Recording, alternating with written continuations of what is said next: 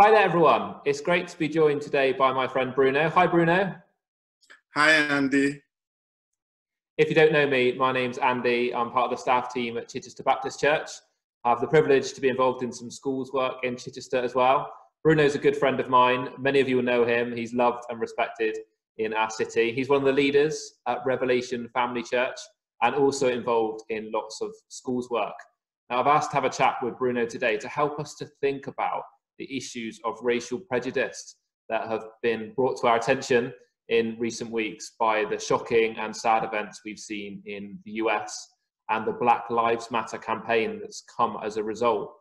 And so, Bruno, we're really keen to listen and to hear from you and to help us think about the importance of this issue. So to start with, just help us think about why this is such an important issue for us to be engaging with. Thank you, Andy. I think, for me, it's not just, I haven't got all the answers, but it's part of us having a conversation and listening to one another and hopefully learning through it. This is an important issue, for me, not only because of the events of the past couple of weeks or so, but also because it's been an issue for many, many generations and many centuries, whereby people have suffered mainly because of their race. So it's really an issue for us as a humanity, really something that we need to deal with. So, Bruno, some people might think this isn't really an issue for us here in Chichester. It's something we see on the news. Been some stuff happening in the US, which obviously got a lot of attention. But just help us think about why this is an issue that we need to be addressing here in Chichester. Maybe share a bit of yours and your family's experience as well.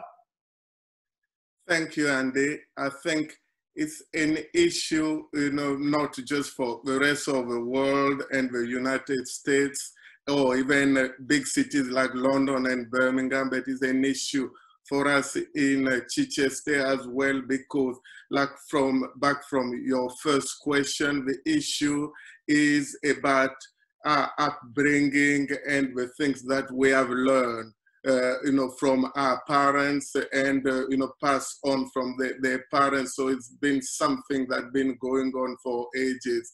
I know in Chichester and here in the South, we live a kind of sheltered lives, but it's still something that we need to engage with. And, part of it is whether we have experienced it or seen it, or we feel that it has not happened to us. It does not mean that it doesn't happen.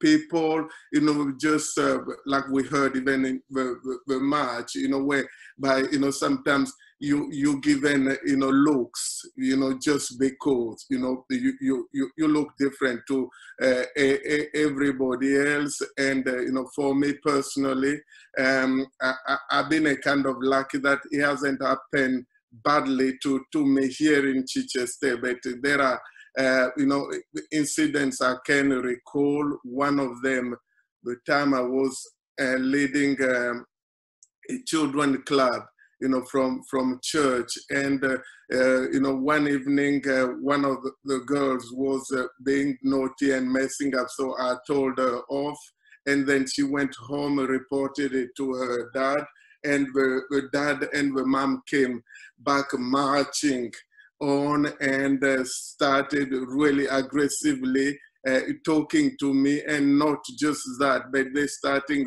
throwing racial slurs and insults at me. And those are a kind of, it's quite common even around here. Another incident, like I know friends of mine who are Africans from their origin, they live in Chichester, and when they moved to this new neighborhood where the neighbor completely refused to talk to them and has ignored them ever since. Not because they did anything wrong, not because they kind of, were aggressive towards the neighbor or anything, but simply because they moved. next door to this neighbor, and he has completely blanked them and ignored them, no matter how many times they have tried. So at the end, they have to give up. So for me, it's a prevalent issue even here in Chichester and in this area of the South. And, you know, part of it is just as a kind of learning. And it's, I think I said it at the march the other day, it's not that people are bad in themselves, but it's mainly due to, you know, the fact that people don't know any better. They have been brought up with certain misconceptions and assumptions about another race, whether it's you know, a black or Asian, and this also goes about some black people as well. You know, certain misconceptions that we have of white people. So it's important for us to engage in this conversation and really begin to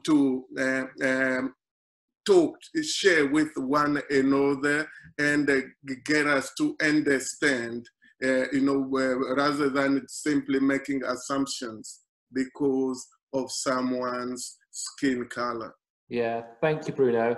It's something that's still in many ways ingrained in our culture, isn't it? And part of what we want to do at this time is listen and understand, and so we can know how better to respond and join with many others in speaking up and to pray and aim for a more just and equal and fair culture. That's one of the values of the kingdom of God, isn't it? I wonder if you could help us to think as a church community how we can play our part. Any advice you might have for us on what our part can be in aiming and praying for a more just and equal culture and society that we live in with this issue of racial injustice? Thank you, Andy. I think, you know, part of our learning, and that's me included, is, you know, like I said on Saturday, about us taking the risk. You know, risk, and I spelled it as, you know, I picked up this idea from, you know, someone else in America, but the risk of, you know, making sure that we develop relationships with someone who, from another background and another race, you know, where we can. That's, you know, then being intentional about it, not just waiting for other people to approach us and then do something, but we need to be intentional about crossing the race barriers, you know, because someone looks different, therefore we start making assumptions about them, but be intentional in finding out from them, you know, how are you doing, and having a conversation. That's how we learn from others. And then to start, the S is for starting the conversation and talking, you know, to not other people, but that conversation within our homes, within our family members. If we are young, let's talk to our parents and to our grandparents. If we are old like me, let's talk to our children and other people around us. And then the key is for us gaining knowledge. And for me, that's important, because a lot of it is because we don't know any better, and we have not been exposed. You know, because when you are exposed to something, it leads you to a greater experience. And the Bible is full of scriptures that talks about a God who embraces every culture. In Revelation 7 talks about you know, people from every nation, every tribe, and every language. So God embraces us. And again, when he talks in 2 Corinthians 5 about us being a new creation, it carries on to say that we have got the ministry of reconciliation.